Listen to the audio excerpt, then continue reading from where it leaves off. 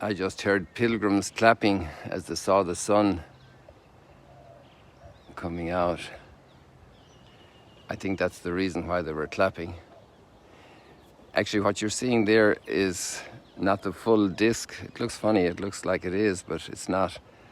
For the naked eye, there's just maybe a little over a quarter of the full disc there. Now it's approaching a third.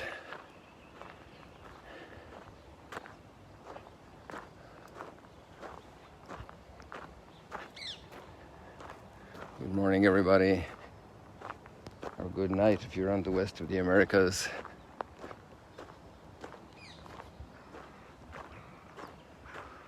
Somebody climbed up pretty high here.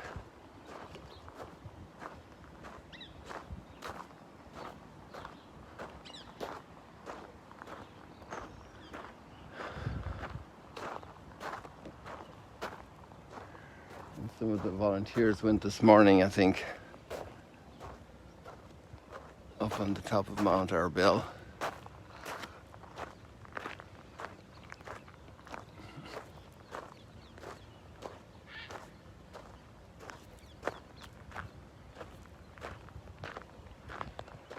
You see, the sun disk isn't out completely yet. Let's see if I can capture that for you. Yeah, you can tell it's not completely out. But before it looked like we had a complete disk visible.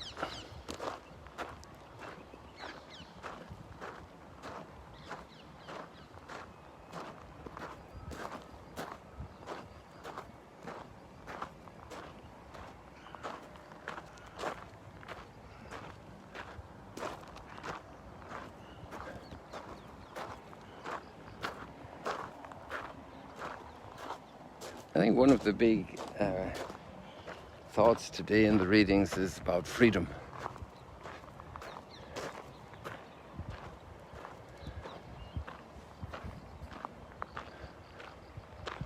A lot of people out today.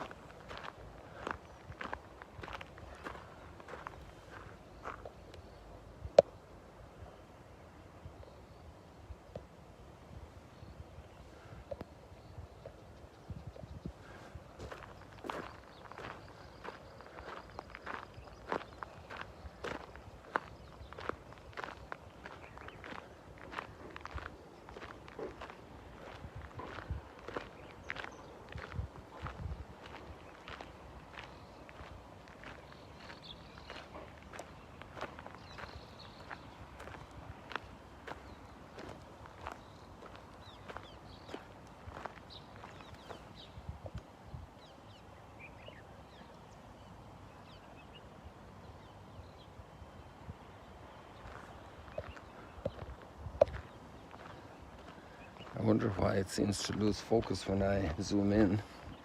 It gets fuzzy.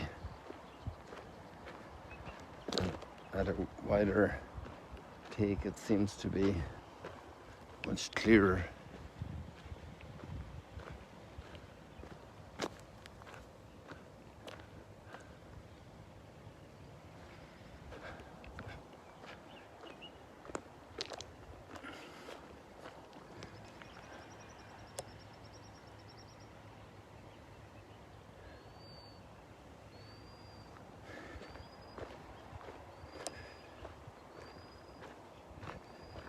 So Ezra is reviewing the history of his people.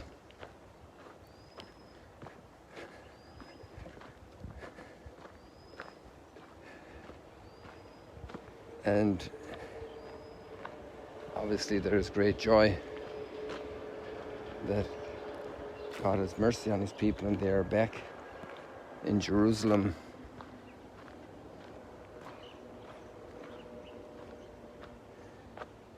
But he's also aware of his own misery, his own poverty, his own, how would you say, his own bankruptcy, if you will.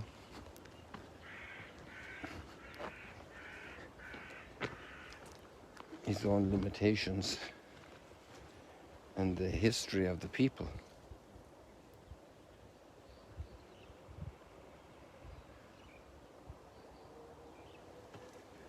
There's not much water flowing there, but there is water there's a little movement.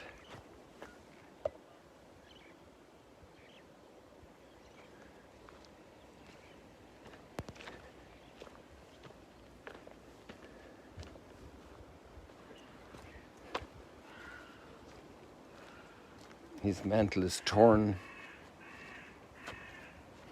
He fell on his knees, and he opens up his heart to God and pours out his heart. And he admits shame and confusion. I am confounded to raise my voice to you. And then he starts pondering the wicked. I think I neglected to turn off the Wi-Fi. We're there again. Just let me check. Well, I lost a few there. Hope you'll be back.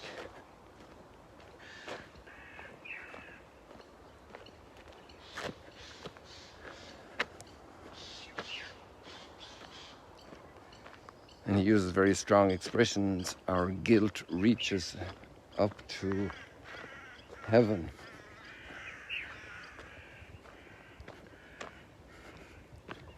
And he casts his gaze back on history, on previous generations. And that's not too far, really, because there were 70 years of exile. I'm shy of 70 years of age. Just about a stone's throw away.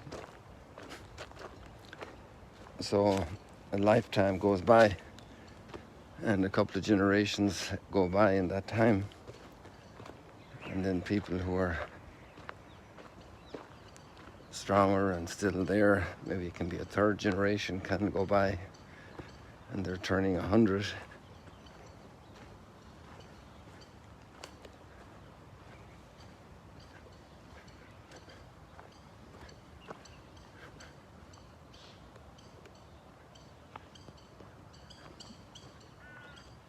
Quack, quack, quack, quack.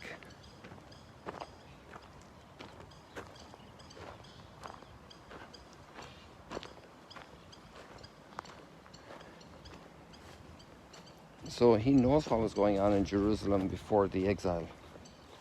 The prophets have been very clear about it. Abominable things that are described in the prophecies, in the books of the prophets, all of them. In Psalm 106 is a whole list of them. And this speaks about that aspect of human reality that's freedom. And our ability to do wrong things and thereby enslave ourselves, exile ourselves from our true identity. Somebody forgot their little toy.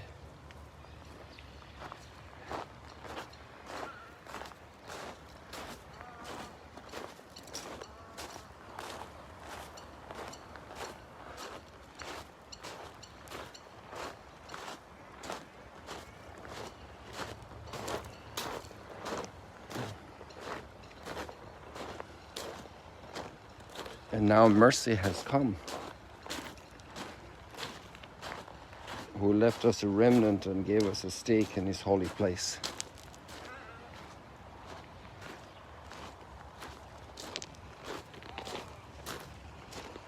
God has brightened our eyes and given us relief in our servitude. For slaves we are. And in the turning of history, the kings of Persia, and that's the area of Iran, you know, the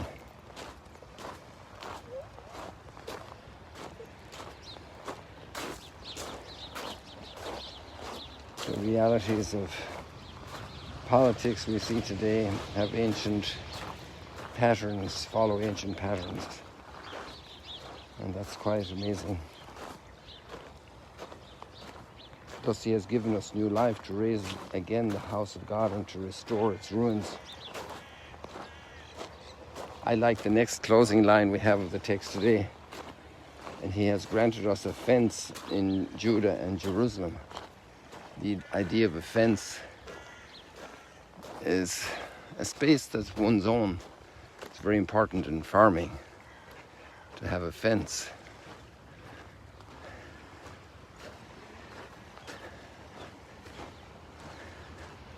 The farmers in our area would say that you couldn't farm without good fences and good gates. And that was internal to the farm, but also between farms you need good fences. Good fences make for good neighbors.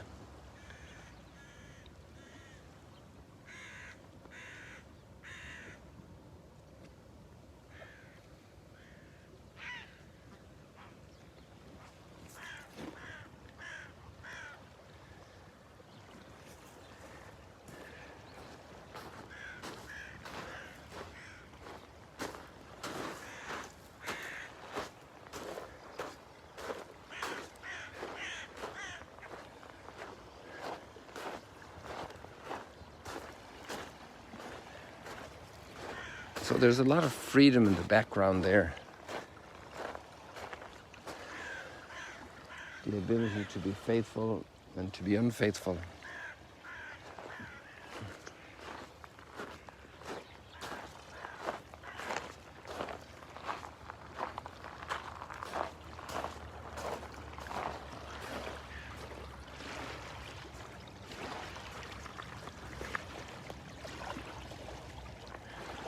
That's the kind of water I saw earlier on our Mississippi, just trickling.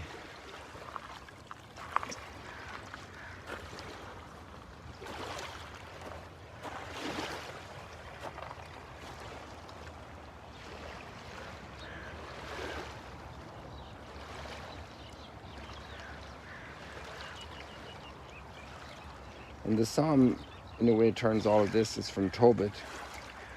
It's the same type of logic and experience behind it. And it's really the path of the spiritual life. The path of the blessings of God, and then many times our poor response. And for that we lose our identity, we lose who we are. We are alienated from ourselves. There's men suffering in being alienated. And then we come back. We come back to our senses through grace, through mercy. I hadn't realized there was this huge chunk of cement here, concrete. I have no idea how that got out here. You can see there's reinforced iron there sticking out.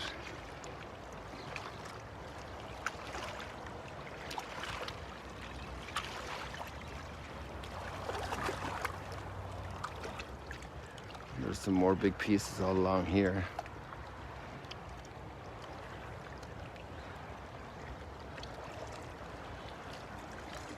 Blessed be God who lives forever. Learning to live with God in our freedom. Bless the Lord, all you his chosen ones.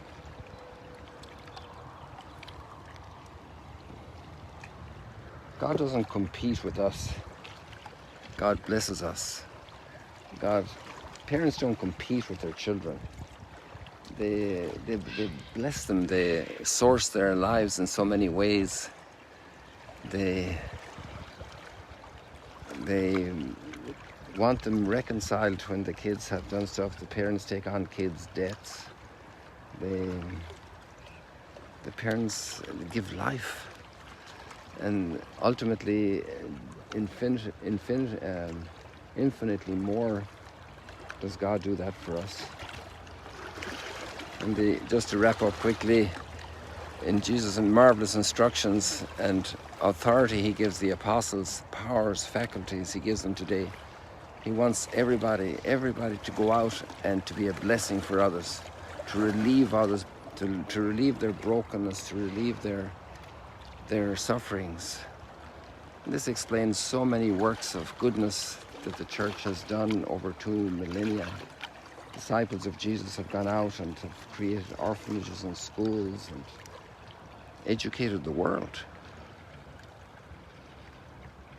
It's really amazing. And they set out proclaiming good news and curing diseases everywhere. So people, what a great mission we have to use our freedom that way, with all the gifts we have, to be a blessing, to develop blessing, create blessing for everybody.